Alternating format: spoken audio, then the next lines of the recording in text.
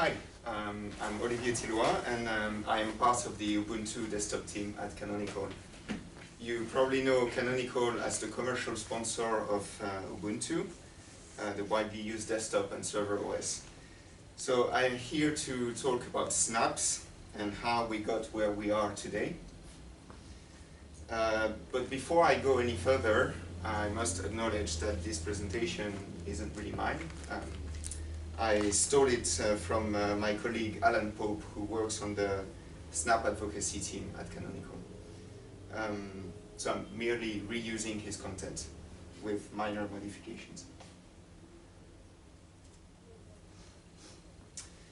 So, what are snaps? Snaps are software packages for Linux. They're flexible in that they can contain many different components. You probably recognize many of those logos. The Snap Store enables users to find and install software direct from developers. So it could be end-user applications like VLC, Firefox, Cave Story, Atom. It can be complex server-side software like Nextcloud. It can be developer tools like Android Studio, Golang, Node, Ruby. You can think of them like Android APKs. They are a self-contained package of software, assets, and configuration. They are easily installed, and they can also quickly and cleanly be removed. And they are installable on over 100 Linux distributions across multiple CPU architectures. But why though? Why do snaps exist? And more importantly, how did we get here? So to understand why we at Canonical are so passionate about snaps, we need to understand what life was like before snaps existed. So let's take a step back in time and see how the Linux App Store thing has evolved. So jump in your DeLorean and let's go back to the heady days of 13 BC, which is of course 13 before Canonical, in 1991 when Linux first started.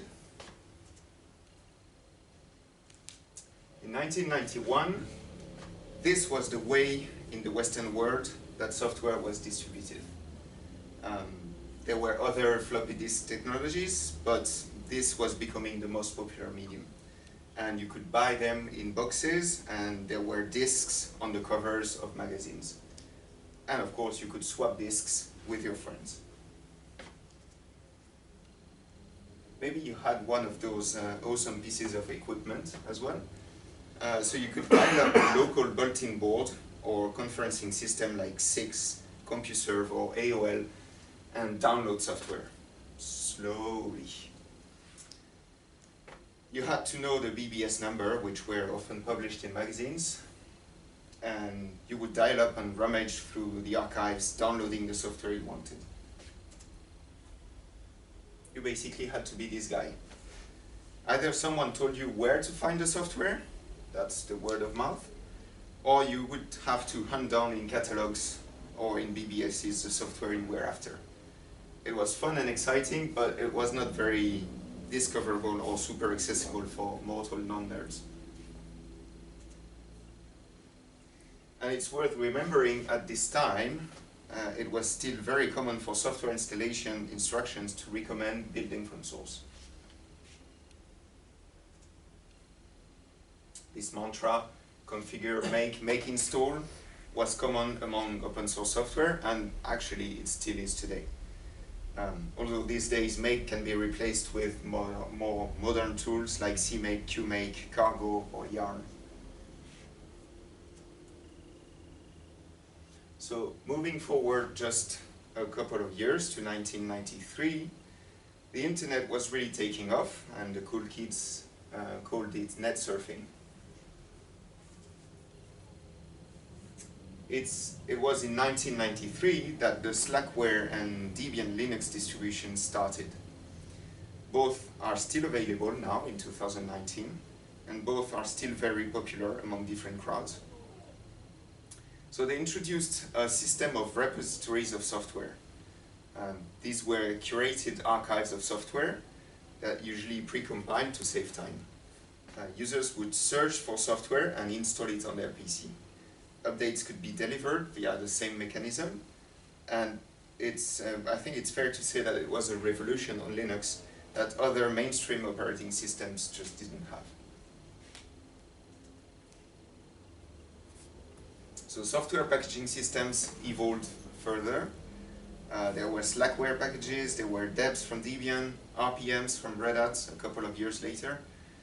And installing software either consisted of grabbing packages from main repositories run by the distribution, in the case of Debian and Red Hat, or from third-party enthusiast repositories in the case of Slackware.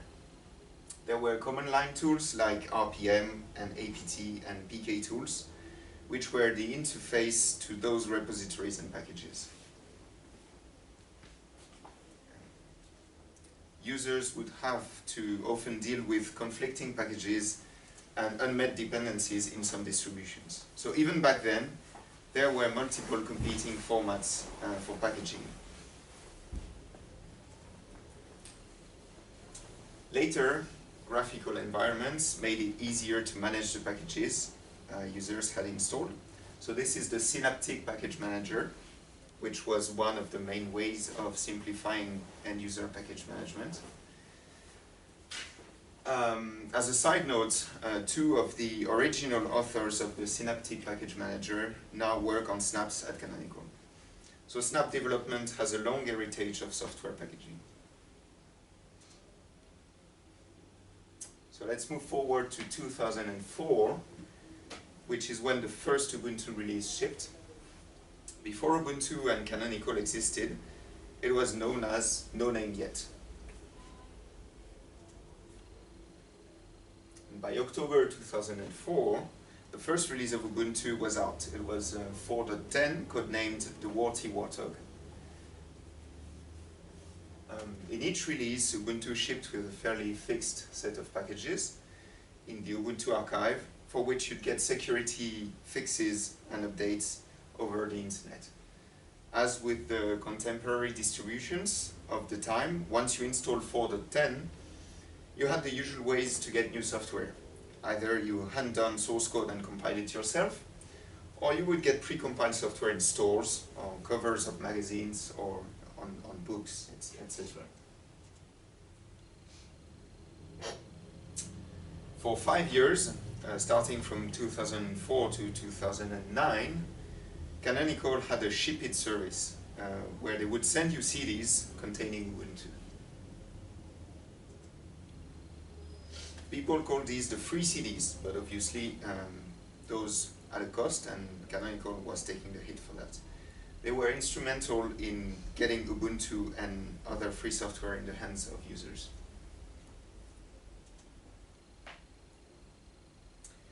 Note here that you can see a very nice selection of those CDs. It wasn't just limited to the graphical desktop editions of Ubuntu. The server platform was also shipped, and it was growing in popularity. Actually, significant parts of the web started running on Ubuntu, with popular software like Apache, MySQL, and PHP on top. This and a few other factors helped make Ubuntu the #1 Linux distro. App developers wanted to target Ubuntu because that's where the user base is, but it was still difficult for third parties to get their software built for all the supported architectures and discoverable by users. So in 2007, Canonical launched the Personal Package Archives, the PPAs. For open source projects, this provided a free build and hosting service for their software projects. And this took off dramatically and allowed enthusiasts to publish their own repositories of software for Ubuntu users. There were also private PPAs, which was a paid service for proprietary software vendors to build and host debs for Ubuntu. So this is the first iteration of documentation for PPAs. I'm not going to read it aloud or leave you enough time to read it in full, but if you're interested, I can give you a link to the original page. And this is one, oh, okay. We can't see a thing, it's just too small. That's the full size, it's meant to be the full size of the page. And I don't expect you to read it, but even if you wanted to, you couldn't. So on the left, that's the full size of the page for documentation for PPAs. And it's just the documentation for how to use a PPA from a developer perspective. It doesn't actually tell you how to make a Debian package. That's in some other documentation called the packaging guide, which you can see the beginning of on the right. And this is completely illegible.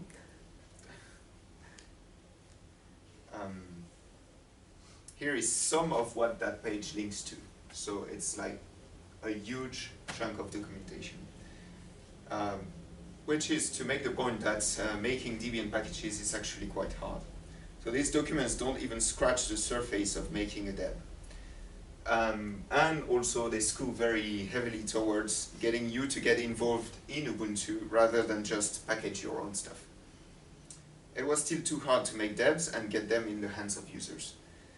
Also note that when you add a PPA to your system, you're totally trusting the creator of the PPA with your machine.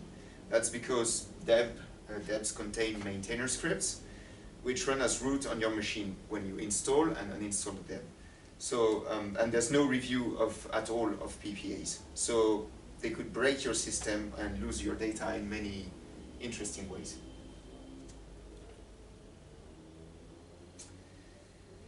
The ARB, the Application Review Board, sought to fix the difficulty of making debs. So there was a crack team of Debian packaging experts which were assembled to provide help to developers to get their debs made. They would manually review debs to add confidence for users that they weren't installing dodgy applications. Once your packaging was good, you could publish in the Ubuntu Software Center. This was a graphical storefront designed by Canonical to make it easier to discover new software. This accessed additional repositories, effectively PPAs, and could also host paid applications. There was also a public web front-end to help with the discovery of applications. However, the ARB initiative failed for a number of reasons. Just to name a few, the workload was huge. The queue of developers wanting to get their paid applications and unpaid applications in the store was never ending. It was still Debian packaging, so third-party developers still had to learn how to make a deb, even if they got some one-on-one support to get it over the line. Applications still needed to be updated for new releases. So this screenshot is from 12.04, but the store was available for the following releases too. So, and often apps would break from one release to the next.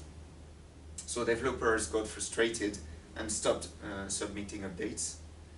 And the application review board got frustrated and stopped reviewing them. So we learned a few powerful lessons from this endeavor. One of those lessons being that you should try and take the humans out of the loop.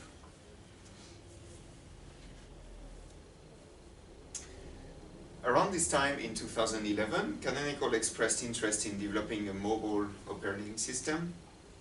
So it was called Ubuntu Touch, and images for mobile devices were built from deb packages in the Ubuntu archive. But system updates were image-based, a bit like Android system updates. An entire image would replace your existing base OS with a new one called OTA updates. OTA stands for over the air.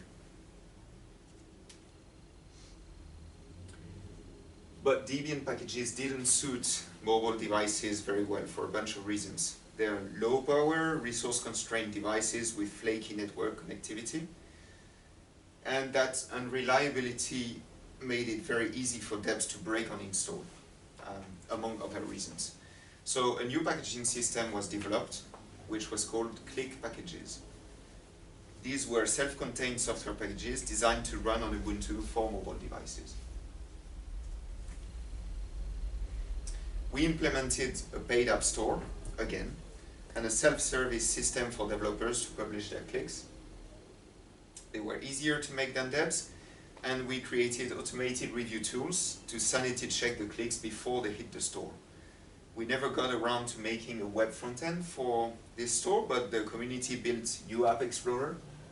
This is a screenshot of it, which still exists today as a third-party web frontend to the Click and now Snap stores.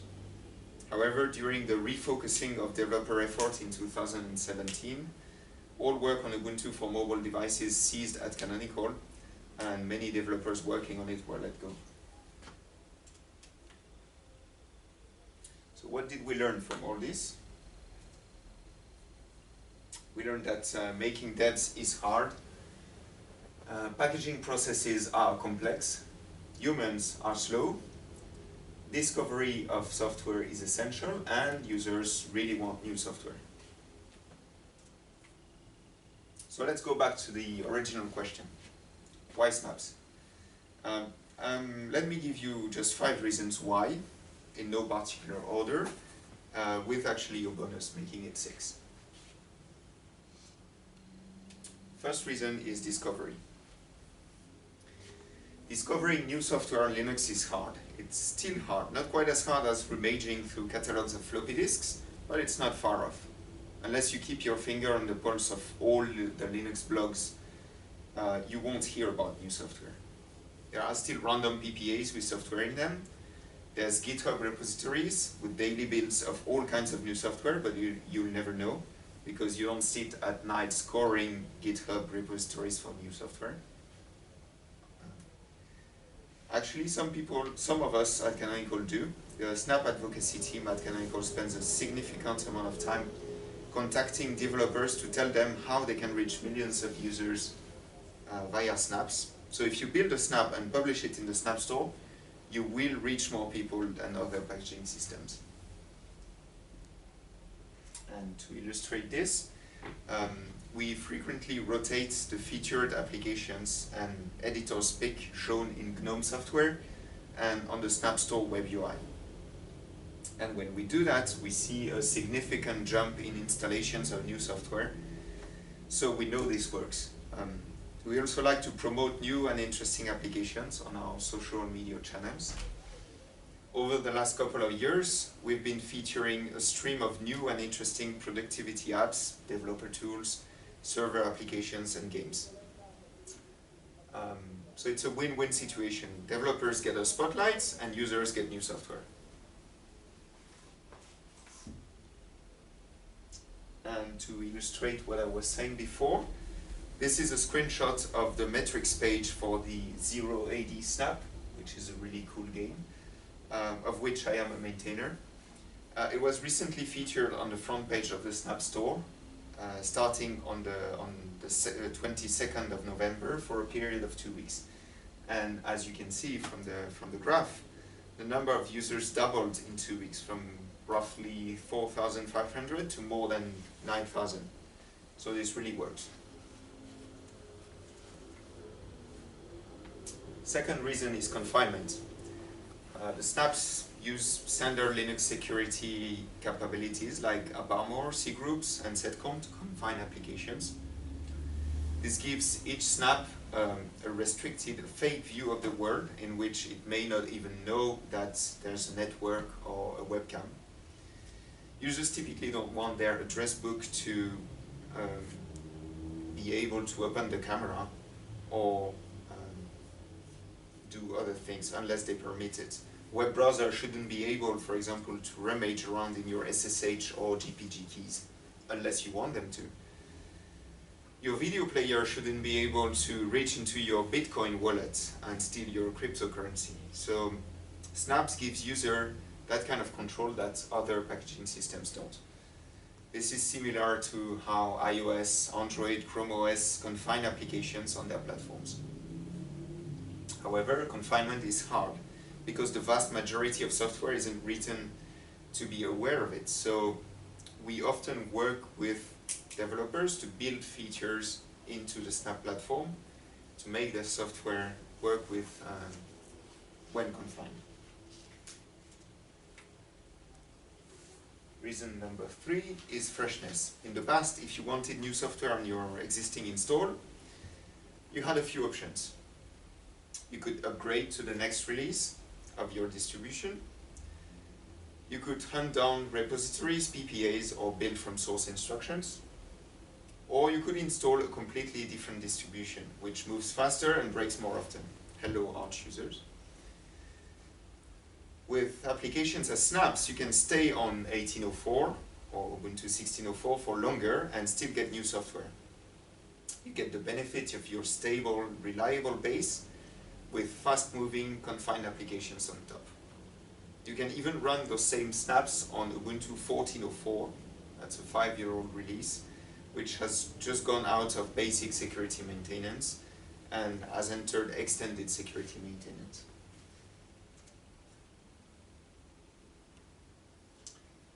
Reason number 4, having one package which can be installed on 100 different Linux distributions is compelling for developers.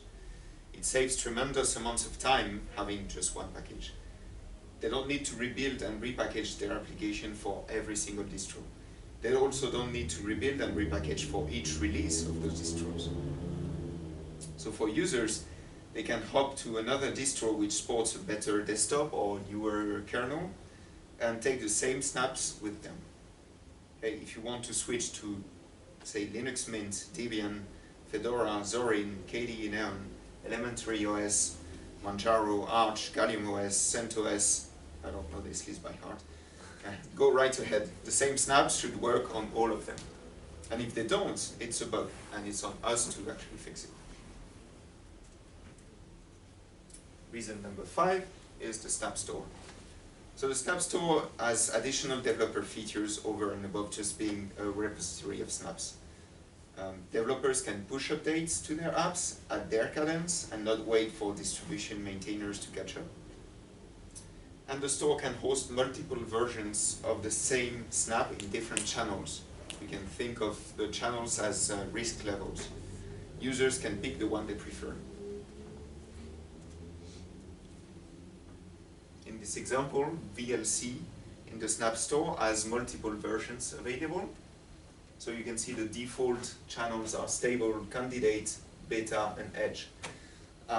Users can optionally choose between the fire hose of potentially unstable updates and go for edge, or the default stable tested releases. By default, if you install a snap, of course, you will be on the stable channel. So users can switch between these channels at will, and developers can easily get feedback on beta or unstable versions. That's per app, right? Yes. And those are the default channels, but you can define as many channels as you want.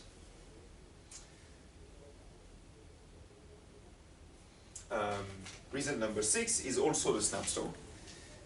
In addition, the store enables developers to roll back a release if they get feedback it's broken. Users can roll back too, and developers get metrics showing weekly active users, as I demonstrated before for the 080 snap, something that never get from traditional Linux distro repositories. So this is another example of a metrics graph from the store. This is a bit more interesting than the one for 080. You can see each color is a revision of the developer's application. And what's interesting here is the blue peak, or rather purple peak here in October. Clearly they put out a buggy release here, and they were able to roll it back when they realized it was buggy. So users got up and running again, and once they figured it out, they pushed a new release out, updating everyone. So I'm going to leave you with this feedback we got via email from a developer. Actually, I'm going to read it. Publishing snaps has been straightforward and much easier than the alternatives for distributing packages. The Snap Store has also been a great source of leads for us. You guys have done a great job with the usability of the store, and I can't think of anything I would change at the moment. Users love new software, and we love sharing awesome new applications to them. So if you build your software as a snap, we will make sure we share it with the world. And that's about it. You can find out more at snapcraft.io. There is a lot of documentation there. There are forums. There is the storefront. If you have any questions, I'll do my best to answer them.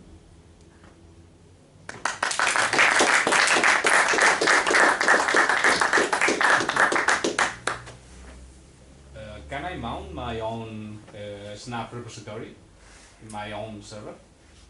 So, in theory, there is nothing preventing you from doing that, but the source code for the Snap Store isn't open. It's proprietary, basically. So you can't. The idea is that for discoverability to really work, the idea is that there has to be a central place to find software. Otherwise, you just defeat the point of discoverability, really. How does it work for commercial app, for proprietary apps? Like, do you have, if I have a proprietary app, can I upload it to the Snap Store? Yes, of course. And how does it work? Like, do I have to give you the source code, or? No, so you can build it locally on your machine if you want to, and upload that, the resulting snap, to the Snap Store. There is a free build service on Launchpad. There is also a very nice integration with GitLab and other CI systems, where you can actually build, do daily builds and directly from there. But you don't have to use those services. You can build the snaps locally and upload them to the store. How involved is the process of creating a snap compared to the dev package? I mean, what is, in terms of the workflow for the developer to create the snap, what are the differences? So it's meant to be much easier. There are some caveats, but the documentation is really very good. And basically, it all starts with the YAML files, snapcraft.yaml, which you put side by side with your project. And you describe the contents of your snap. So basically, you don't have to, you can pilot your build system from snapcraft.yaml and control the resulting output, which is a snap file. And there is a tool called Snapcraft, which takes as input your code and the snapcraft.yaml and outputs a snap. Okay. Okay. As far as I know, clicks were based on depths. I think we were kind of a wrapper on top. What was the reason for moving from clicks to snap? So I didn't work on the initial implementation of clicks. So, but I think the fact that clicks were based on depths is a bit of a shortcut. Let's say, let's put it this way. Anyway, so there were shortcomings with clicks. Again, I didn't work on the system itself. I'm mostly a user of Snapcraft and snaps. I make snaps using the tools that Snapd and the Snap team provides. But I know there were a few shortcomings with clicks that evolved into making this snap format to overcome, basically. Mm-hmm. And so, was there any thought about maybe improving some of the deficiencies that were perceived on the dev, like making packaging easier, or I don't know, trying to implement the confinement? I mean, confinements will be tricky, but was there any thought on? From the whole history of the process, it's not an idea that some random guy had some day and look, we're gonna make snaps and it's all gonna be cool. It really evolved from the realization that making devs is really hard. It's not for the faint of heart. It's also very powerful. Dev packaging is still around and it's still gonna be around in a long time. It's just for end users, I would say, for application developers, it's unnecessarily complex, and that's also the reason why dev packagers, people who make devs, are usually not upstream developers. They are separate people. So I think over the years we tried really hard to make dev packaging easier, a lot through documentation, with PPAs, with the application review board, but eventually we saw that that was not the right way to reach out to many more people. The big difference that you will have between Snap and a dev file is that on the Snap you have all of the dependencies, right? Which is something you're never going to fix with dev. Because well, yes and no. I mean, in a way, a dev is just a container, so you could put anything that you want inside. So that's but you're not gonna be able to replace the lib Qt that you have on your system. Sure, sure, but you could install. I mean, inside the dev it's just a container. You could have a hierarchy under opt to say something. So I think in a way that's how some clicks people were like that. You can just bundle everything there and install. Some people do that. I mean, if you take the Chrome deb, which you can download from Google, it ships all its dependencies basically. So it doesn't rely on anything on the system to make sure that it's compatible with as many deb-based distributions as possible. But it's that ideal. Yeah, but I was mentioning because, for example, in Debian, what the things that have been we have been working on like recently is, for example, trying to make packaging easier, and there's been this move to use like dev helper, like DH, to simplify to very tiny like packaging bits. So that's why I'm wondering like what's the. I mean, I understand some of the reasons, and at the time it was very different. And for example, for containment, for me, containment is probably the trickiest part on the what you mentioned, the maintainer scripts. Also, one of the things that make dev packaging really hard is that there's so many tools and helpers for dev packaging. So as a beginner, when you see that, it's a bit overwhelming, right? I mean, I've been doing dev packaging for a long time, and I kind of know my way around, but I still discover new things every day. It's like, it's really powerful, but it's also really complex.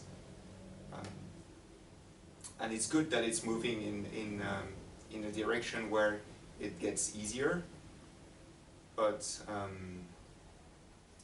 there are other advantages to snaps that I think would be really hard to make fit into the dev model. Mm-hmm. So the snaps then is a self-contained thing in where you are packaging all your dependencies, even system libraries. Not the very basic system libraries, because there's always a core snap on which you rely. So basically that's a one level dependency where you have the core snap and everything on top of it. And the core snap guarantees that you have a set of system libraries which you can expect to have. The rest is it's up to you to ship in your snap. And then if there is any security updates, you don't get that. So the system will get that, but not your application. It's the responsibility of the packager to update their snap. There's one really nice feature. If you build your snap using the Ubuntu archive, which is the default way of doing, every time there is an Ubuntu security notice for a critical security vulnerability, you will get, as a packager, you will get an email warning you that one of the stage packages in your snap has had an update, and that email will tell you, will recommend you to rebuild your snap and re-upload to the store.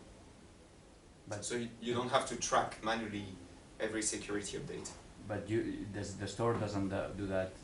It doesn't rebuild for you. It's up to you to. Okay. So if the developers are like Mia or whatever, then you may end up with. So how do you track developers that are like that disappear, and you have like an insecure snaps? So there is a community process where the Snapcraft advocacy team at Canonical can be contacted if someone notices that a snap is abandoned or is really badly out of date and no one responds to inquiries, then they can take down the snap to limit the damage. Mm-hmm. But it's I mean, it's a process. It's not like we do that automatically. Mm-hmm. And then for proprietary applications, there's no tracking, or because you mentioned before that like the developers build the stuff themselves and upload it, so there's no metadata or tracking of which. There is metadata in the snap. Mm-hmm. So that's what the tools in the store use to notify people when there is a new version of the package. So if the people, the snap, the author of the application used Ubuntu as their base system to build their snap, even though they did it locally, the resulting snap file will have that metadata in it, and so the store will know when there is an update to each package. One question about the containment. You contain the applications, but one application can run as root also. You can grant the application to do something as root. That's a way. I don't think you can do that. I'm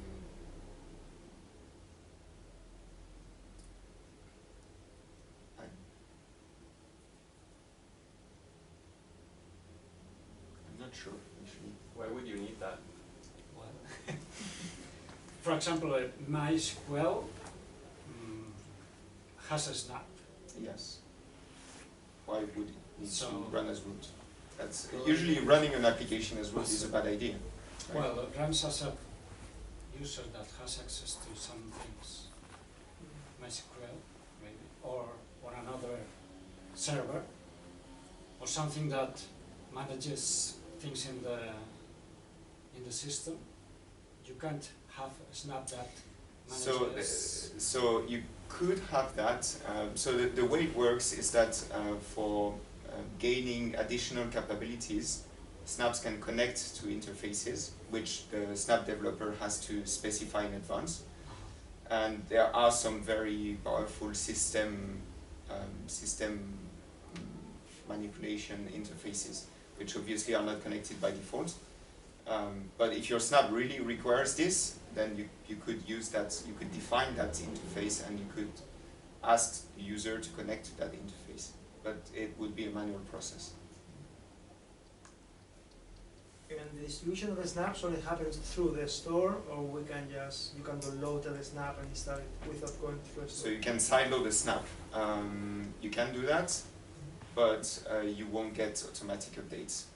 So Okay. it's not really recommended. But I mean, for testing, yes, you can install a snap file. No, it was the commercial part. What it is about, because it's free, let's say, the service for commercial application is free, or Yes, yes. so we download a commercial application, we mark it as commercial, Yeah. and that's it. Yes. So you basically, when you upload a snap, you select the license of your snap. So you would say proprietary. Can you sell things though? Like, because I remember that was in the plan at some point, and I'm not sure if that think happened. it is still in the plans, but not implemented yet. Okay. And I mean, I'm not in the team working on this, but as far as I've heard, it's quite a complex thing to implement. I had a question. Will you make a snap of everything or anything? Like a library, whatever. So what do you recommend to snap and what do you recommend to not snap? Well, snaps are very versatile, but they're mostly targeted at applications. But it doesn't have to be end-user desktop applications. Actually, a lot of people use snaps on IoT devices because of the update mechanism, because of the rollback mechanism. It's perfectly suited for IoT. For server applications as well, which are headless. But I mean, snapping a library in itself doesn't really make sense, because the library would need to be included by other snaps, right? Yeah. Or Nginx, would you snap Nginx? yeah, you could snap that. But will it make sense in general? Like, it will still work as a server, yeah. Yeah, but you get the logs and all the stuff. You know what? Yeah, I mean, actually, if we look it up, it might already be available as a snap. Do it. All right.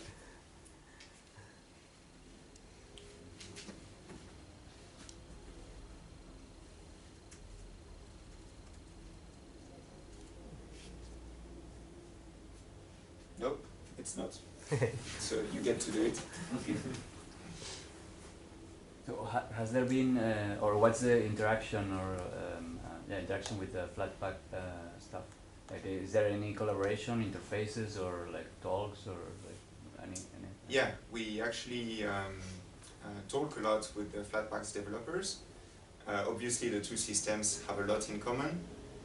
They were, I mean, I'm no expert on Flatpak at all, so I can't really compare the two systems, but I know they basically originated at almost the same time.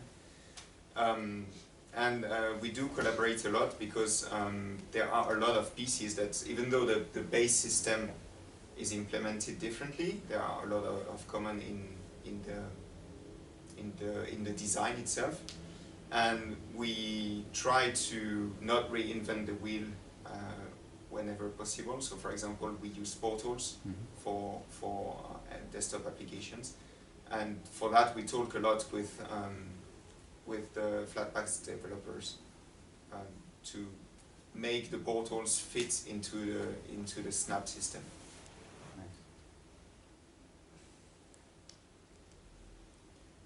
Another question. You mentioned that you can, with snaps, you can keep updated your software without needing to upgrade the distro. Like, you can extend the life of the distro without upgrading. But how far can you take this? What's the limit?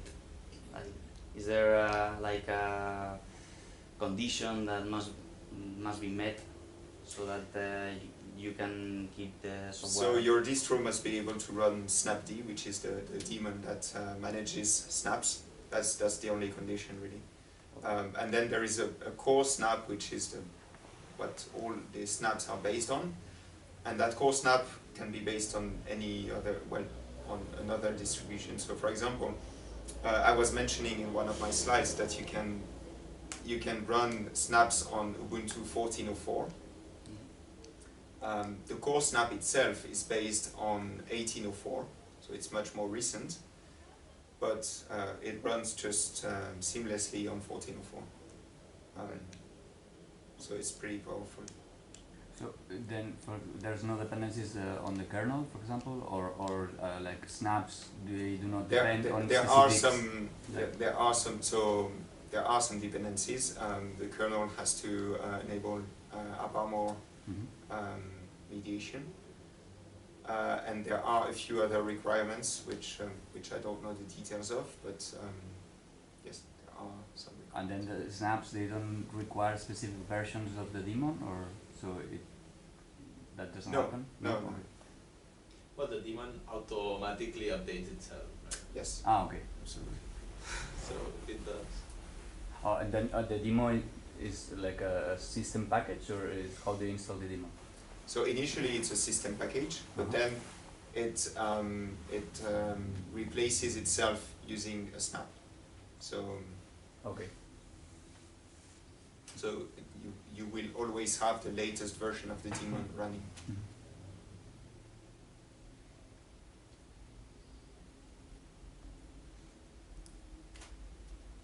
Right.